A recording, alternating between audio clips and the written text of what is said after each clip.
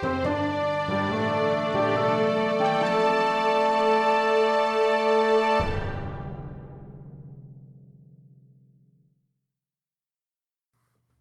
Story Seekers. I'm Nico.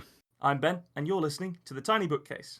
Joining us, we have a multi-talented man, known in part for his turn as Latimer the Butler on the Tea and Jeopardy podcast, which he also co-wrote. On top of that, he is the award-winning author of the Vagrant series and the Deathless series, all of which are available now. We'd like to welcome Peter Newman. Hello again, Peter. Hello again. So it's something of a deja vu moment Yes. for you there. We must stop meeting like this, etc. So for the listener, it's Vujardé, the feeling none of this shit has happened before. Yes. So we have, of course, done this recording before, and then due to a technical glitch, as those who follow us will know, the recording what's the best word for it? Disappeared. Shit the bed, something like that. And Peter has very kindly agreed to come back on and talk to us again, which is just above and beyond. So thanks very much for coming back, Peter. You're welcome.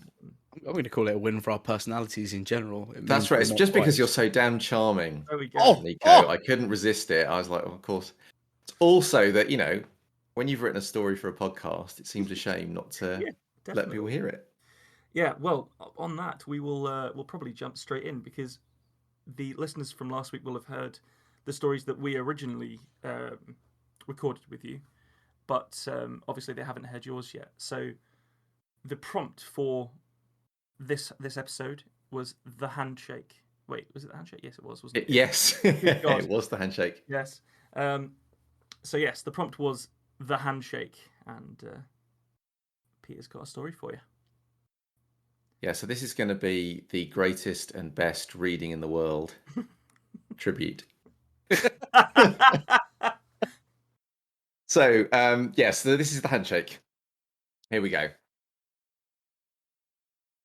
In our multitudes, we march. We march in pairs, scattered casually across ruddy canyons, an army of twos. I am one half of one of those pairs, marching alongside my mirror. My mirror and I were born together, grown from the same union, linked by history and blood. Now we walk together one last time. I turn my head to look at him, to steal a glance, but he is looking right at me, and it is too much. I look down, away from his questing eyes. I know if I meet them, he will speak. But there is nothing else to say. I try not to hear his indrawn breath being expelled as a wordless sigh. I try not to hear anything at all. Just put one foot in front of the other. The ground beneath my feet is pockmarked, soft and warm. It is quiet for now. But somewhere far behind us, a great wave is building, deep under the earth. Soon, it will come. And others will follow, and then we will know that it is time.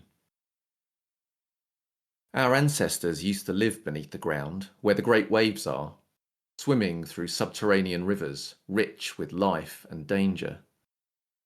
They made their journeys under the path I now walk, generation after generation. They were not welcome here any more than we are. Every day was a battle, a struggle against the tides and the weapons of the enemy. They endured the darkest times, when the enemy wrapped its soldiers in blazing armour that turned our bodies to ash. We could not touch them, and we could not spread. And so, in our millions, we perished. Generations of us, starving, waning, until our ancestors came to the brink of eradication. But the enemy were arrogant. They thought themselves immune and turned their gaze to other things. And so our ancestors held on, gasping through the ages until the great mutation, when we rose from the rivers and surged forth anew. We survivors take those hard-won lessons and pass them forward. My own lessons are carved into my skin. The scars are a harsh crisscrossing of lines, puckered valleys of anger, so white I could imagine them glowing in the dark. Each is a message, a tale of near destruction that became triumph. Now, when those same enemies strike at me, my body remembers. It adapts. Their weapons, once so dangerous, are as familiar now as the tender touch of my mirror. Their fire, which once burned so horribly, is easily sheathed within my wounds and put away. Harmless. My feet begin to tingle. The next wave is coming, and this time I can't resist looking at my mirror, who nods in agreement. He feels it too. Just as he is about to speak, there is a surge of heat beneath our toes, accompanied with a gentle pressing of the ground as it undulates, lifting, stretching to kiss the arch of my foot. I begin to march faster. My mirror marches faster. The other pairs all around us march faster, all joined in purpose. I both love and hate the feeling. We have been building to this all of our lives, and we are ready. I know this with the truth of my body. It is right, and it is time, and it is what will happen. But I hate it. I feel myself swept on the tide of genetic destiny, and I feel my mirror and the other twins all around me, and the path through the canyons, red as the dying sun, and the coming of the other and our inevitable meeting. And the more I feel them, the less I feel myself. It scares me. I do not want to be lost in the coming storm. My mirror knows this about me, but we never speak of it. I wonder sometimes if he also feels as I do. We share everything else, after all. But I never see it on his face, and though he talks often, oh, how my mirror loves to talk, he has never spoken to me of fear. And I know that now, he never will. Another surge of heat comes from below, and with it the sense of so much movement, my mind cannot tell what is me and what is not. For I am moving, and my mirror is moving, and the others move around us, and the ground is moving underfoot, and I feel the sensation of a greater movement through the lurching of my belly. And then I sense yet another movement far above. An alien wind blows across my face, and a shadow falls across us, vast and complete as night. And I look up, and I see. And I see a great island in the sky.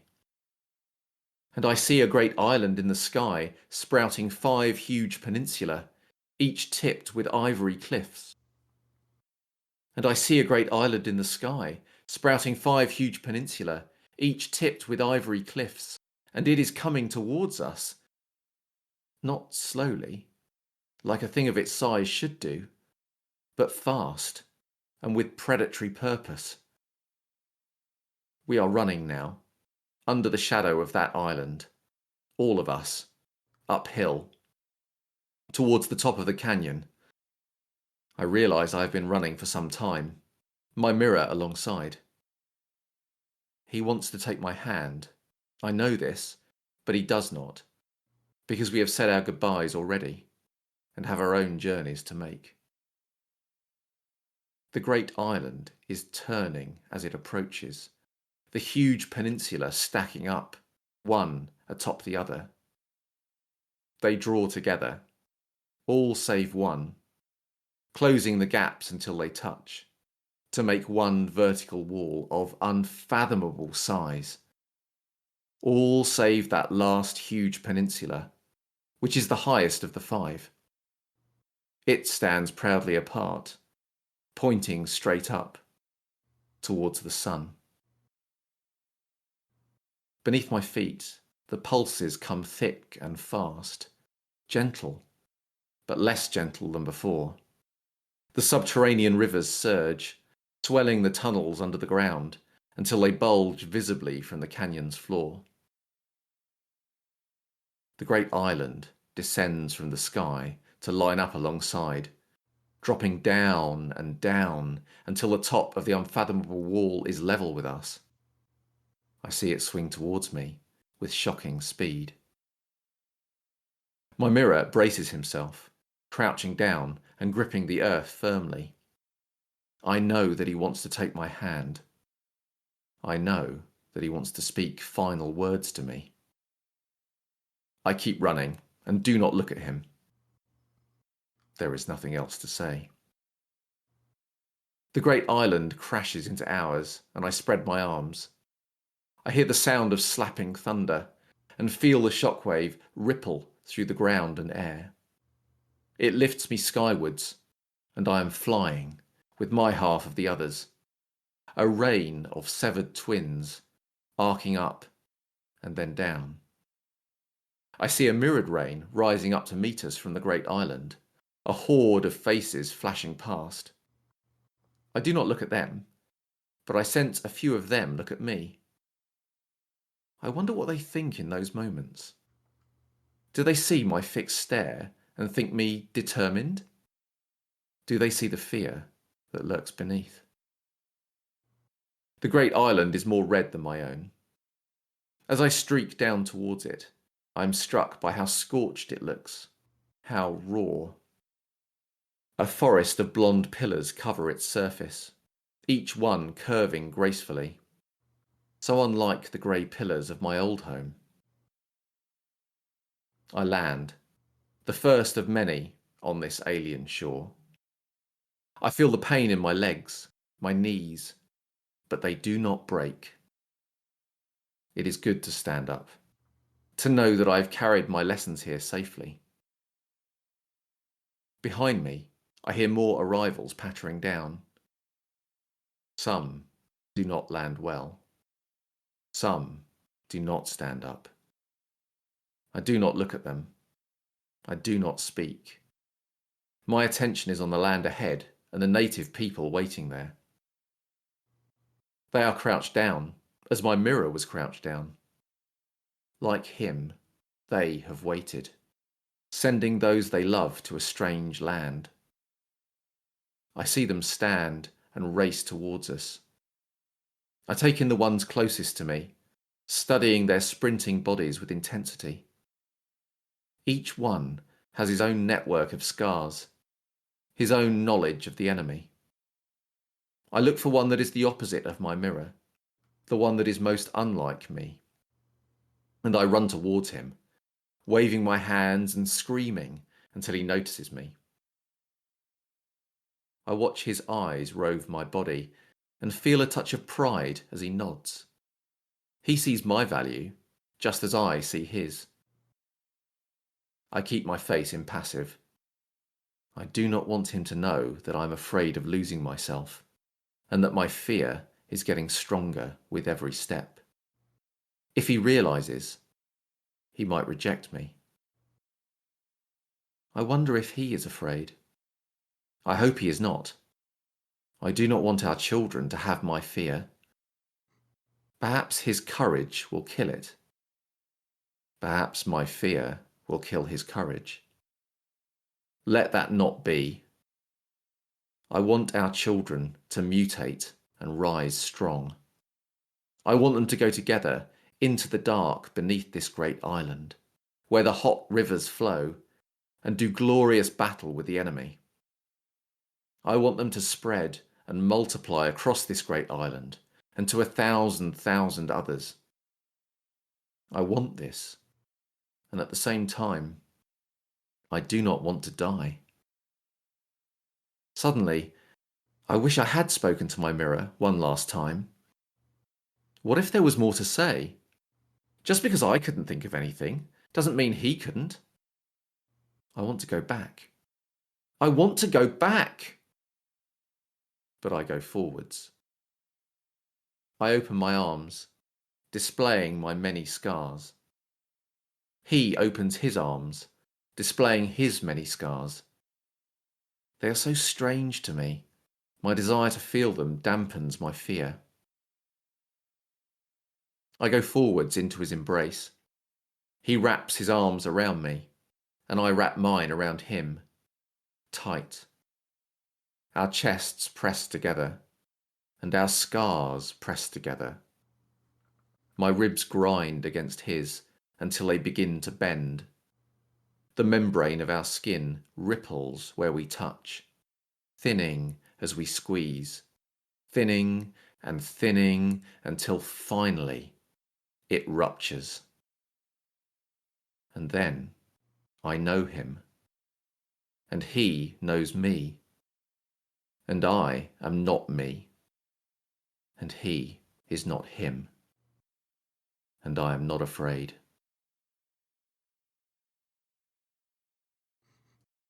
Wonderfully read again.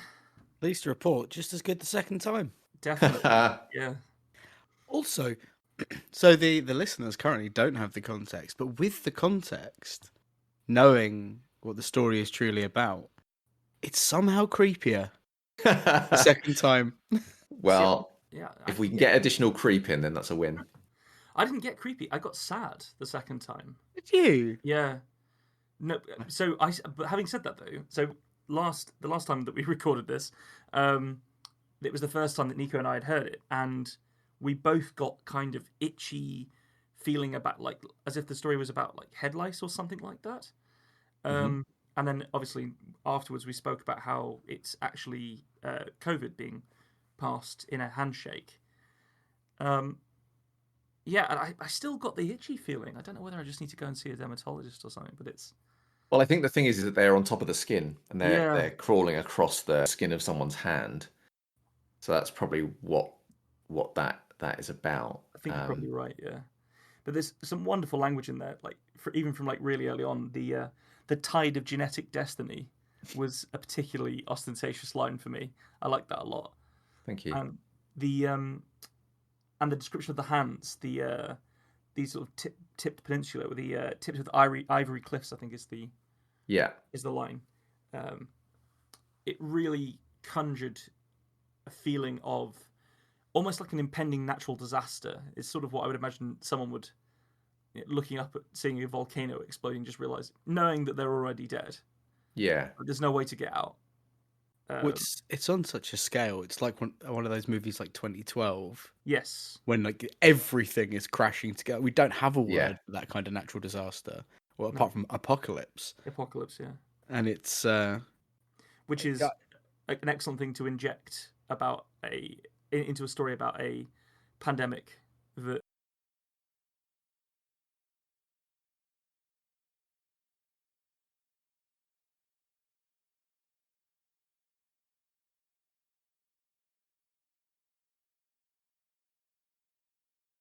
Being the handshake and thinking about what kind of story to tell and what kind of came to mind. And I imagine you both went through that same process. Yeah.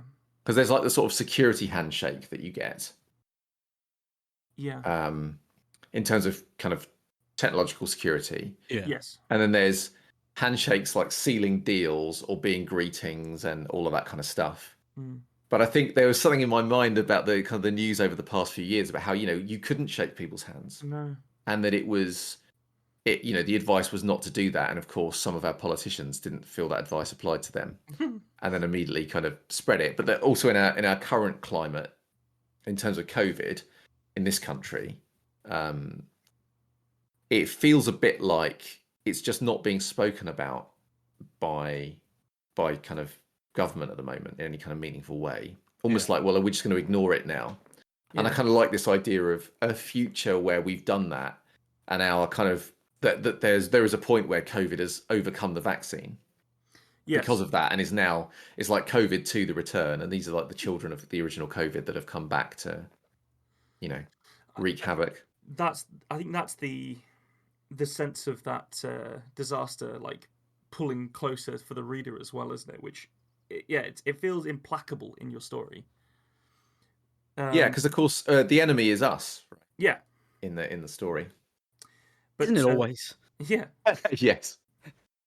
And then also I thought that the that it almost becomes prayer-like when the sort of main character is discussing what they want from the reproduction or whatever. Mm.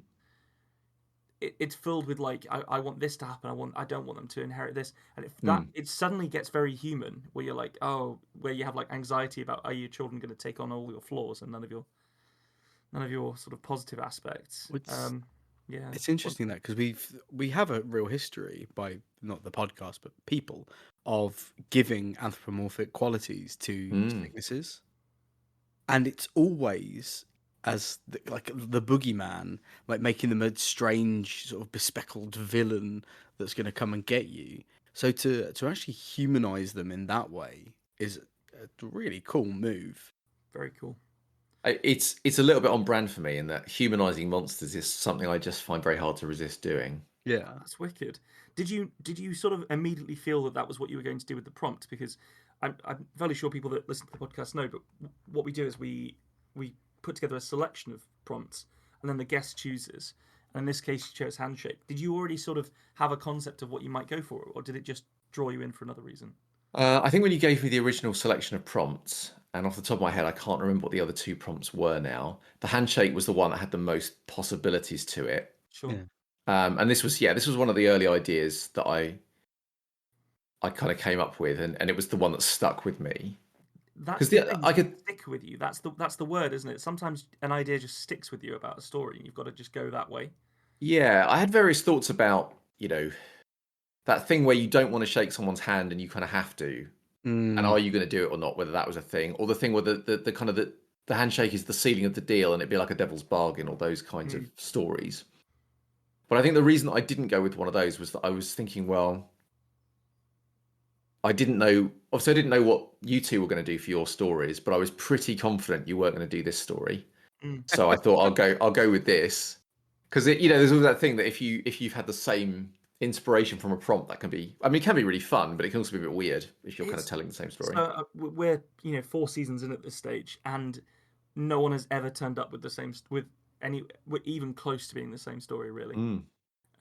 Which is fantastic, and possibly that's to do with the people deliberately trying to think about what other people might write and stuff. But also it's just whatever happens to latch on in your brain, in your creative mind. Just all this talk of handshakes just reminds me of that period where everyone was tapping elbows. Yeah. In sort of like a sort of joking way. And then we all got locked inside for a year. There was a period when all the newspapers, so there was a real worry that the cheek to cheek kiss culture in France, that's already dying out, and this could be the death knell of it.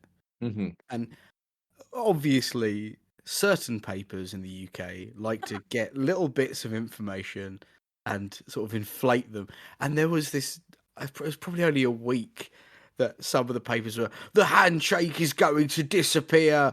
This is a theft of civil liberty. Oh, what kind of world can't a white man shake another white man's hand in order to stop immigrants getting in? And you're like, whoa, how did we get here from the trick is not to listen to those. I'm glad that we get to put a beep in the podcast, and also, but yeah, it's just absolutely fascinated, and I just got thrown right back to that moment because I got stuck in a loop of checking the news every day because it's COVID, and then I realised that the news every day is that there's COVID, and I need to stop looking at this increasing number of poor dead people who I will never get to meet or hear the life story of, and sort of look outwards. And then I came back to check on the news after like maybe a week, and it was that the handshake is being stolen as a gesture. And then obviously you've got all these I always go to the comments on these mental news stories. God, man, what are you doing to yourself? Because it's so funny to see people saying, well, obviously the government want to take away handshakes because they don't want small businesses to work with each other. It's just absolutely unreal. Oh, for fuck's sake. Right, that's just ridiculous, isn't it? Remember, question everything apart from the conspiracy they've just told you when they've told you to question everything. That's the rule. I do think there's this thing where in polite company, there's a lot of things that people will just not say, or they wouldn't risk saying. But on the internet, that filter is gone, Oh and god, so yeah. therefore you get a kind of a from the hip, ill-considered, sort of shockingly raw expression of humanity from all sides. On the internet, in comment sections in particular. And I think they are that, however scary we try and make our stories, they are not as scary as like a YouTube's comment section or a Reddit comment section. I mean, Absolutely. we can't really get close to that. That is true horror, I think. If It's I had, absolutely remarkable. Like, especially on the most inane of videos, someone will be calling jihad in the fucking comments or oh something. god, yeah. It's ridiculous. If I had Bezos money, right, I would be finding people who had arguments in comment sections that were like really vitriolic towards each other, and then buying them plane tickets to put them in a room and make them have that conversation in person. Here's your scripts. Here's how the conversation starts, guys.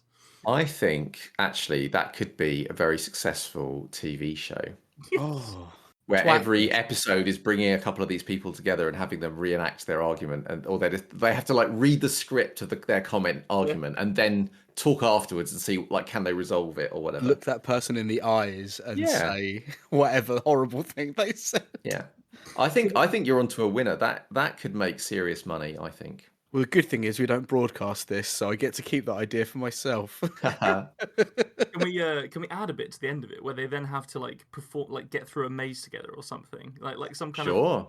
I teamwork thought you were act. going to Team say building they have to fuck. They have to I think that's a very different show, but probably also a very successful one. probably tell- wouldn't get yeah. as much funding. Just make them do the crystal maze together. Yeah, but they'd have to, obviously be really snippy with each other for the whole time. Oh, wonderful. Typical lefty, can't do logic puzzles. Yeah, just agenderizing everything, even though it's puzzles. Oh, good Christ. Aren't you glad you came back, Peter? I'm thrilled. Absolutely Right, thrilled. let's bombard you with more questions. So, Peter has Okay. already answered, as I'm sure you're all well aware by this point. He's already answered a whole bunch of questions from us. So we're not going to give him the same questions again. We're going to mix it up and ask some new ones. So, first one: what's the last book you finished? Now that's a harder to answer question than I would think, because I've got to scan back a few books now because I didn't. I suppose the first book, the most recent book that I finished is the first book of the Book of the New Sun by Gene Wolfe, I think, which is quite an old fantasy. Well, it's a series. The reason I nearly didn't mention it is because it's actually two books joined to one. I haven't finished the second one yet. That still counts. I think that's But it fine. still counts because I've effectively read the first book. Because back in the day, you could write very slim fantasy novels and people didn't throw things at you. Has that happened to you? No. No. Today, and please, if you're out there listening, that's not a thing I want to happen. So don't throw Absolutely things not. at me. Just, But yeah, what's a good length for you of a fantasy novel now? Like for a modern fantasy novel, both as a writer. Do you mean to write or to read? Both. Are they different answers? Potentially, because if I have to write it, I'd rather it be shorter. But if I was, so funny enough, in terms of writing and novel length, I think most of my books fall to around somewhere in the region of 120,000 words ish. Okay. Which by fantasy standards is still quite lean. A lot of fantasy novels are probably more like 150, 200,000 words. When you get into those chunky ones. And is that a number that's coming from the publisher, where they're like, don't? No, not specifically. I mean, I think there is a thing about I think it's a feeling thing in a way, as well, that you can read a book and feel like it's too short or feel like it's too long. But yeah, I think that's in part to do with the writing and other things. But no, I've not been told, oh, you must add 10,000 words because otherwise it's not a fantasy novel. No and one's then ever... people will throw things at you. That's sort of like a... Yes, and Yeah. heaven forbid that happen. Yeah. But no, this was much sort of more slender. But it's always really interesting, I think, reading books of a genre that you read a lot of, but from another era. Just because sometimes it makes me, I should say, appreciate in a way how much things have changed. And also kind of what things are interesting or, prevalent at the time. So this particular book is it's got a kind of a lot of really fun high concept stuff involving like multiple worlds and really. But what's also interesting is it jumps medium. So there's a section in the book that is like the protagonist is telling another character a story from a book he's picked up, and then we cut to the story that he's reading as a section. What's that? A paratext, I think, or a metatext, I think. And then there's another bit where the characters the protagonist is traveling with some like performers, and they do a play at one point, and you get the play written like a script. As in, you get the script of the play. Now, which I think is maybe for me less impactful or successful, whereas I thought the story within a story was very effective. I think I can see that, like because obviously looking at a script, it's not very appealing. It doesn't jump off the page very easily. I think it's a more of a jarring experience. Sure. Because it's not that the character says, "Please read my script. Here's the script." It's just they do the play and then you get the script. But it is quite interesting. I mean, I think it is full of really interesting ideas and ways of doing things, and it's extremely creative. And it was there was a lot of books in this series. I think it was very successful, and there was some really cool stuff in there, including some. I think one of the things that measures people in terms of their fantasy skill is what kind of cool names do you give your weapons in this story, and this is definitely it's a good book from that point of view. Any particularly good weapons?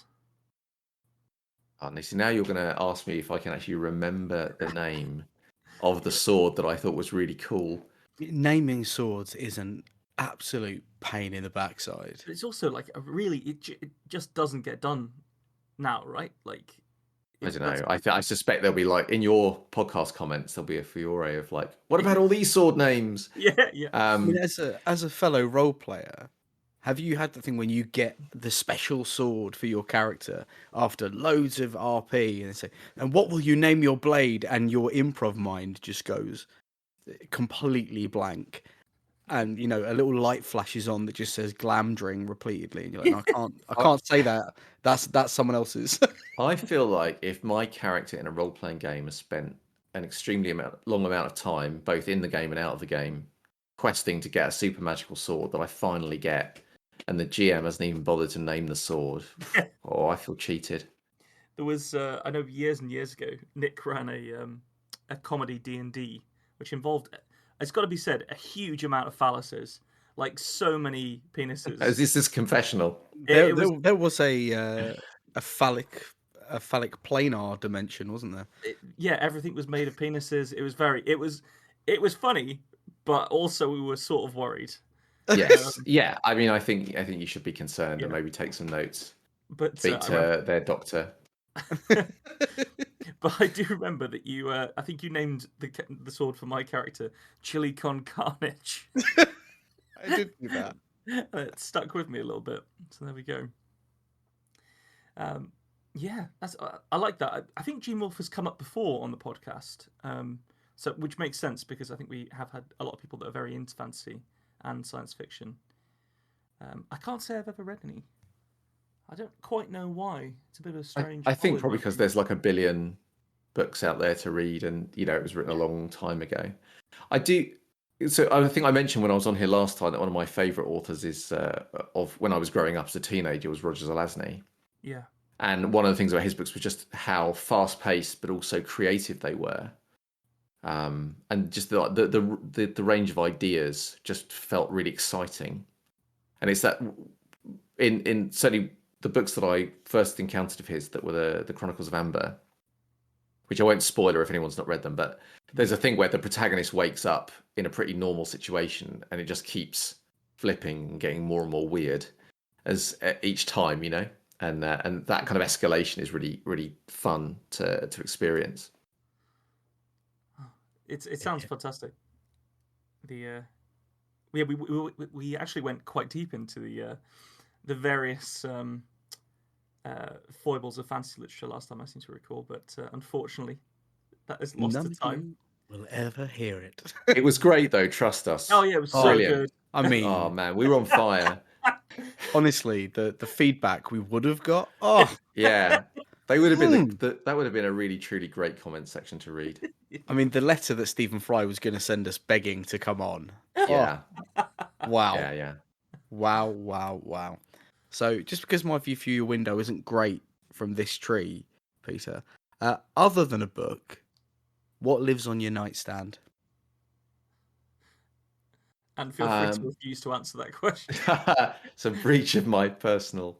Yeah.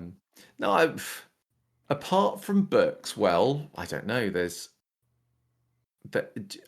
I assume you mean that literally, like what is by my bed on. I mean, apart from a picture of Nico, Yeah, there is there's a kind of cool rocket, which is sort of it's made of. I say I'm not being. It's not a euphemism. It's but which has sort of got stars on it, and it's made of. I don't even know. I think it's made of foam, but it's been sprayed, and it's it's like a black rocket with like the stars and nebula sprayed on it, which I quite like. And actually, that is about in terms of literally by my bed. There's a coaster and whatever I'm reading, and that's about it. That sounds like you're doing a very good job not to keep it cluttered. Yeah, it sounds nicely organised. I'm not a fan of clutter, if I'm honest. I'm a bit minimalist. I think that's okay. It's I'm not a a good thing full to be a tilt fan collector. of clutter. Yeah. Just love stuff. Was the rocket a gift? It was a. Now this is really tragic that I can't remember because it was long enough ago. But it was my memory is it was something connected to the Hugos from some years ago. That's why I think I've got it. Oh. It's actually quite a nice symbol to have by your bed as a writer, perhaps, especially one who's so in love with big creative ideas and ways to tell stories and stuff. It's quite sort of symbolism of the rocket is quite strong, isn't it? One of the other things, I mean, I'm not saying it doesn't happen now, so don't at me in the comments, but certainly was I felt a feature of a lot of older fantasy writers back in the day, is that fusion of kind of science fiction and fantasy, and it felt to me like there was less of a divide between the two, you know, and that a lot of writers would just breeze merrily between those genres, and in a sense that they were just one genre that you could just have fun with in the same story. Yeah. And certainly, like things like The Vagrant is very much in that wheelhouse. That there is technology and things like that. But there are also really weird magical things as well, and everything in between. So it's I was trying to remember the name of it, but I had an example in my mind of the thing that you're talking about where it starts. This particular short story starts as it's quite famous, and I'm going to kick myself after we finish recording when I remember. You edit it back in, look really smooth. Yeah. But yeah, it starts as like there's like this really cool Amazonian warrior type person, and she is in a very difficult situation in a very fantasy context, and then the story turns at the end where she just gets beamed aboard a spaceship. Right. And then it blew my mind the first time I read it because I was just like, you're not allowed to do that. Can we do that? Yeah. I mean, it sounds like what you're talking about there is Wonder Woman. Yeah, so it wasn't, but yeah, it's. I think it may have been pre-Wonder Woman. Well, actually, when was Wonder Woman? When did that start? It's time for Google. It's quite old, isn't it? I would have thought. For this to work, though, I'd need to know what the story is that I'm citing, so that we can. It's all right. Nick will let it all in afterwards. Yeah. Wonder Woman was introduced in 1941. Crikey. But when was the short story written? Yeah, well, I'm going to say 1942. Wicked. So, when you are reading for leisure, sort of just like pleasure reading and stuff, are you a sprint to the end type of reader, or do you deliberately stroll through books to sort of absorb everything, or are you trying to get as many books read as you possibly can? No, goodness no. So I don't have any kind of like, I know there are some people who are like, I've got my reading target, it's 100 books a year or whatever it is.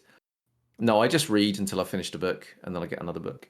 There is a thing where if a book has gripped me, I might have to obsessively finish it.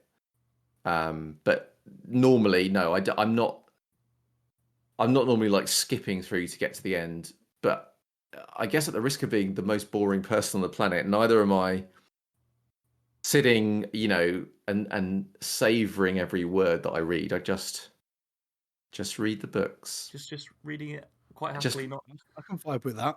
yeah. read it for pleasure, finish it, pick up a new book. Job's Think- good. Are you one of the people who, like myself, will accidentally read until 5 o'clock in the morning, or are you able to have a modicum of self-control?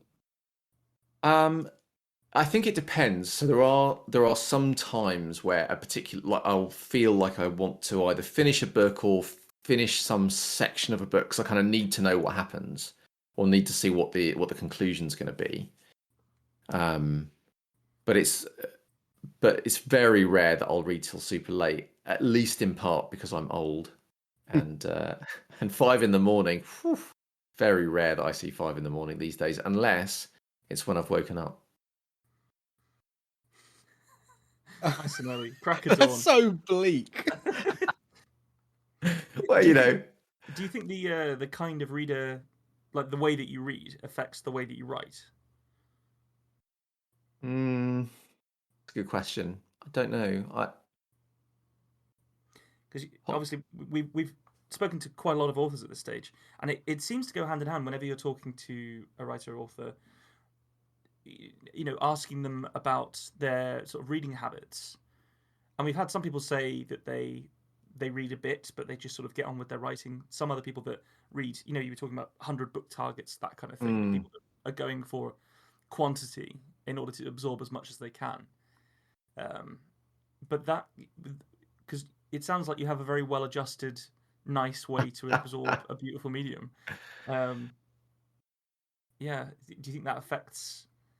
I guess that question boils down to: does what you read affect how you write? I mean, I think it's a really good question, and I suppose in my case it's sort of true in that I have a fair, like, if I'm writing, like these days when I'm writing a book, there are periods where I will write slightly faster or write more, and those are often towards the end. When I feel like I've got that momentum of the kind of the conclusion of the story, and I want to get to the end of it. But that most of the time, actually, it isn't like that. It's like kind of workmanlike. You not very hurried, just kind of making my way through it each day. So I suppose in that sense, my reading and my writing habits are similar. And I think I was saying in the previous interview about you get a feel for things. Something feels right in terms of when am I ending this scene, or when am I ending this chapter, or have I done it? And I feel like to have that, I can't rush too much. I get you. So Again, like a very measured kind of as and when you need to increase or decrease your pace to achieve what you want to achieve. It's nice. It feels like I know it must be very frustrating for people listening to continuously refer back to what we spoke about last time. But that I mentioned well-adjusted before. Like, it seems like this is exactly what you should be doing. It's telling stories. You do it in your spare time with role-playing, and you do it, professionally and very successfully. And it's really nice to see to hear about how it's just quite a natural process for you, both to take it in and to put it out. Oh, thank you for saying that. I mean, I would say that I am very well adjusted in terms of writing and creative things. That's probably the most well adjusted version of me. when I'm doing those things. Happy It's when I'm Basically doing not everything else that's the brutalising problem. the neighbour's cat or whatever. We're not getting back onto orifices again. No, we're not. We're not going there. I can But always be found on an orifice, my friends.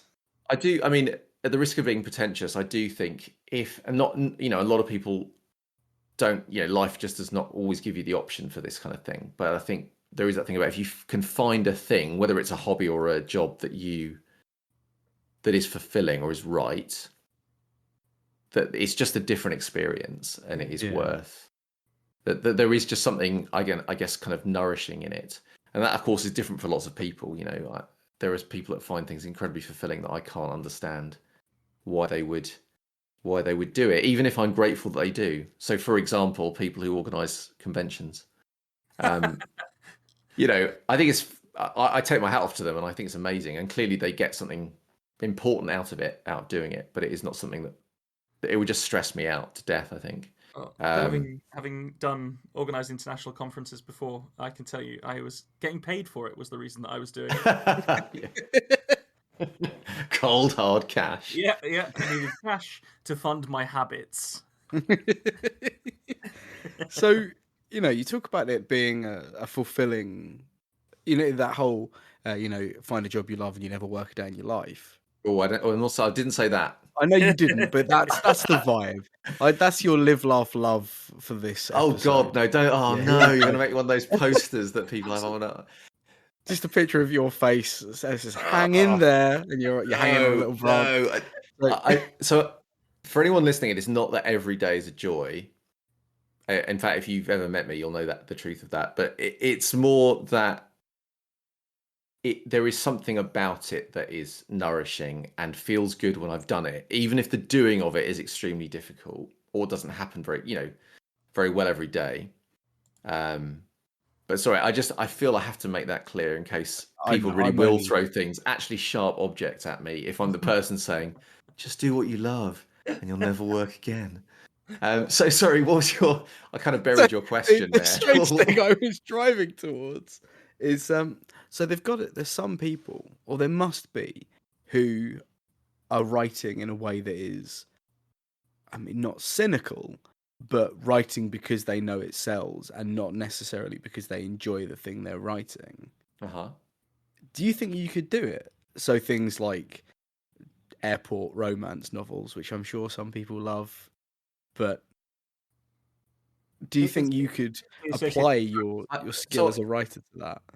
So I think that, I mean, yes, I could write something that I didn't love doing, and I would say as well, people who can write airport romance novels, I think, do very well. And hopefully, if you're listening to this and you write airport romance, you do also love it. But I think that for some people, it is a job, just like any other job. And if they're just very good at it, then all fair play to them, really. I mean, as for me, if I'm writing stuff that I don't love writing, then there's a lot of other ways to get paid more money. And so I would say that the incentive isn't there so much. Now, if you said to me, well, if you write this story that you hate, it's going to, pay off your mortgage or whatever, then that would probably be a different thing. I would endure that pain if I was to be disgustingly rich at the end of it. But yeah, if it was just do something you hate for not much money, then I think, God, no thanks. I mean, I think that's fair outside of writing as well. Yeah.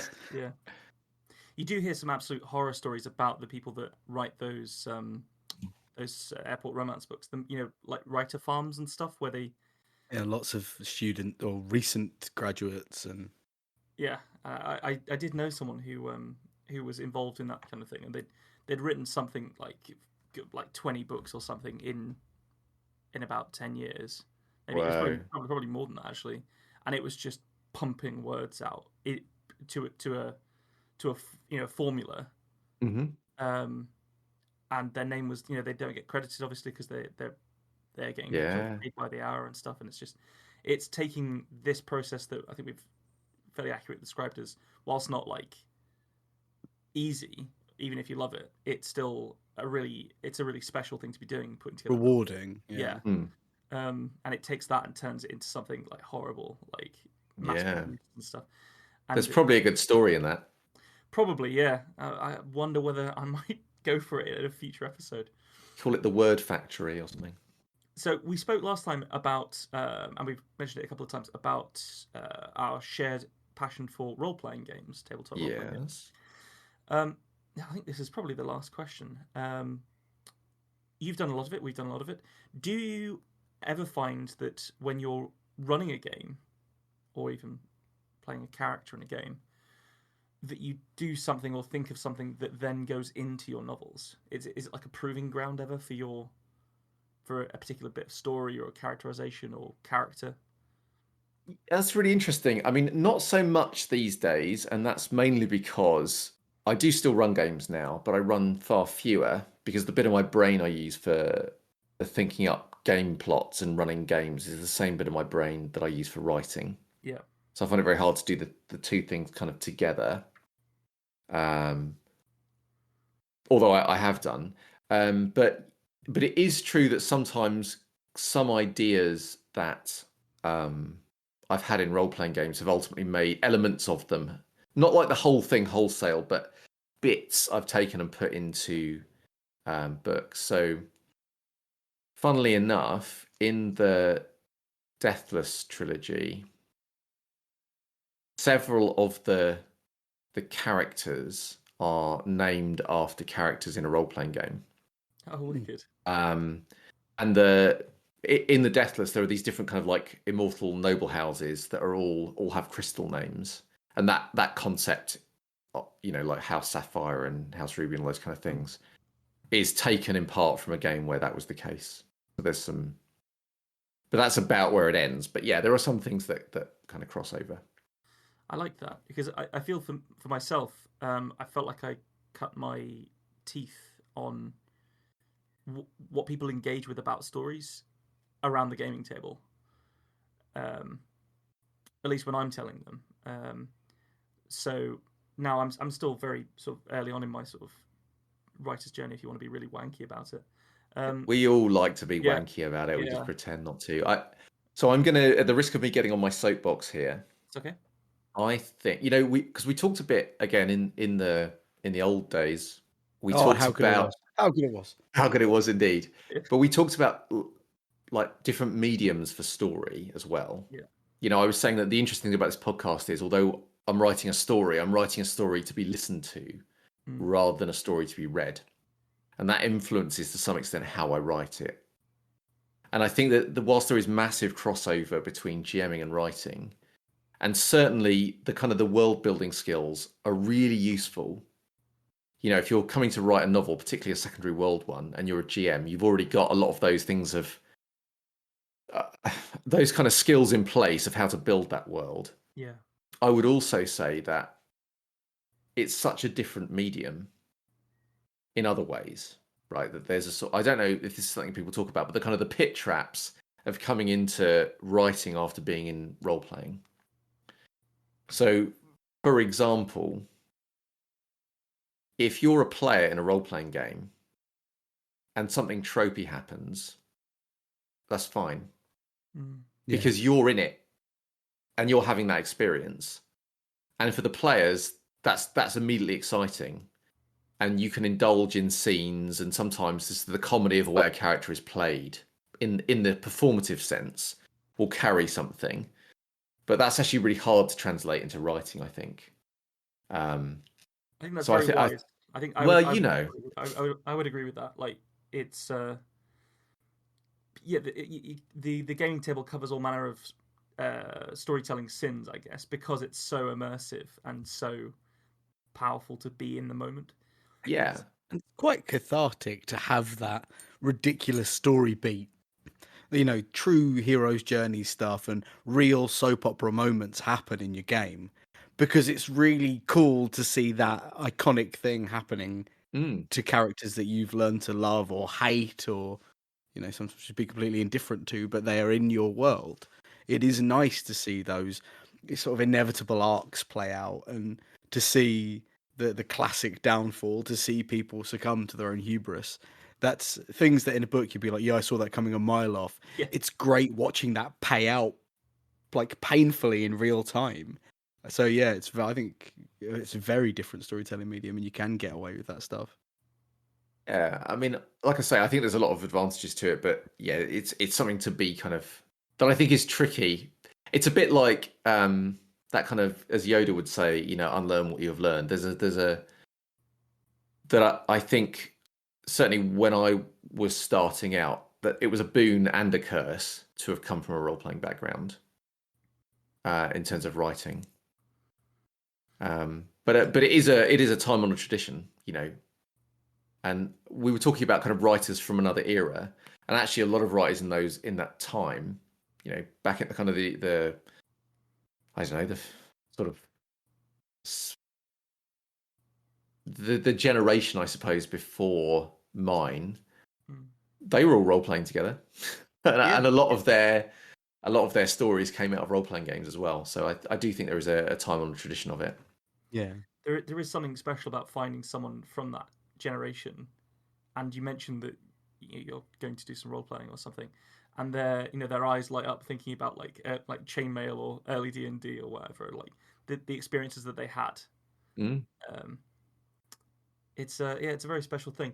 But I think we originally came onto this in the fantastic first time recording. Oh, so good. So good. Because we were talking about wildcards. I think that was one of the ways that we got into it. Because that partially came from, I think, a group of role players that included George Martin, and you have, of course, written as part of the collections for it. I have indeed, and I think I was talking about Knaves Over Queens and Three Kings as the books that I've written part of. One of the interesting things about I think Wildcards is pretty unique, and one of the things that's pretty unique about it is it's kind of partly collaborative storytelling. So you get a bunch of authors together. So sometimes they're just telling stories in a shared world, but sometimes they'll do mosaic novels where you'll have a group of authors come together and tell the same story, where they'll each have different characters that they will be, say, telling scenes from those characters' POVs, but all collaborating, of course, because the characters pop up in each other's scenes and that kind of thing. And it's a really fun experience. And the other interesting, we were talking earlier in this interview, oh, that's unusual, isn't it? But we were talking earlier in this interview about romance novels. And one of the things that's fun about superheroes as a genre is you can play with lots of other genres within it very easily. Yeah. So there's a set of stories, a Wildcards book, I should say, coming out soon called Pairing Up, which is a bunch of superhero romance novels. Not novels, romance stories. And and I got to create a character and write a story in that. And I co-wrote it with Gwenda Bond, who's pretty fabulous, and knows a lot more about romance writing than I do. And that was really fun to sort of play with those tropes, but also play with all the normal superhero things as well. That sounds so cool. It sounds like such an exciting process as well as a very cool end product. Right, so we know that you've contributed to Wildcards, and people can get those, or they can, I would guess, pre-order the one that's coming out soon. But it's sort of not your main, it's not your bread and butter, really, is it? In terms of what you've already put out there, Peter. Yes. You've got two big trilogies that people can sink their teeth into. Yeah, and if you're one of those people that doesn't like to buy anything until it's finished, I've got good news for you. They're both finished trilogies. So hooray. So the first trilogy that I wrote is called The Vagrant, or the Vagrant Trilogy. And the second one is called the Deathless Trilogy. And they're all completely available and everything. And I know that Nico's a big fan of The Vagrant. That was where this whole thing started, Peter. We were looking at our bookshelves, and we're talking about people that we'd love to talk to. And yours was one of the first names that Nico came out with from looking at his bookshelf. I said, sure, I'll embarrass myself in front of someone who's writing I like this. What could possibly go wrong? It's not like we're going to lose a whole afternoon that they gave us and, possibly burn that bridge forever. Why not? Well, the Vagrant is a book about someone who has a really tough time all the time and is always kind of struggling to get uphill. So it's thematically appropriate. It's Is this okay. you promising to cut my tongue out? Because I swear to God. Yes, it's the most low-key British threat ever. That's what we're all about. Right. So everyone that's listening, please do check out Peter's books. You've seen his, you've heard his storytelling, and it's. I think it's really clear that there's a really excellent creative mind at work behind everything that he's doing. So please do go and buy them, and we'll be putting links out and all that stuff. But this it is a bit of an odd one, this one, because we have had to re-record it, as we've mentioned multiple times. And that last recording, which was so good, Oh, so Oh, good. so good, is lost the time. But it's just want to reiterate that it's incredibly kind of you to come back on, Peter, and Oh. it's excellent that we've got to hear your story for a second time, and talk through your thoughts on quite a few subjects now, which is wicked. Always yeah. happy to talk. Yeah, well, there we go. Perfect. Oh, Guess. in that case, we'll delete this one, Ben, and we'll just do Yeah, this again. Yeah. We'll just Yes. delete it. You can. Even more so good. I mean, I would love to see what would happen if you did that. So God. I think we'd go insane. I think it would actually stop. I think it would be such a problem. Don't worry, Right. Peter. I'm going to send Ben a message that said it hasn't worked, even when I've got it. yeah, no, I think it'd be really funny, particularly when I cry. Yeah. Prepare to be gaslit, boys. Oh yeah, I love being gaslit. It's gonna be like being in my late teens again. Oh God. Oh right, I think we'll end there. I mean, you can't top that. That's Yeah. going to be your ending point. Thanks for joining us for this episode of The Tiny Bookcase. Remember to subscribe, otherwise you're going to miss out on the future fun. Also, tell a friend. If you like this episode, link them to it. We'd be tremendously grateful. You can follow us on Twitter at BookcaseTiny, Facebook at The Tiny Bookcase, and Instagram at BookcaseTiny for updates. Speaking of supporting the podcast, well, magic can only take one so far. The Tiny Bookcase is supported by the generosity of its patrons. Those kind souls have really kept my belly full the last year. Let's cast a spell for them, shall we? For magnificent beardery, let's cast the Chinicus folliculale spell on Gary Laird. For rich ginger tones on the scalp, let us cast the Orangi Hedondo spell for Scott Byrne. And for general fabulousness, why not the Ooh La La How's Your Mother spell on Matthew McLaren?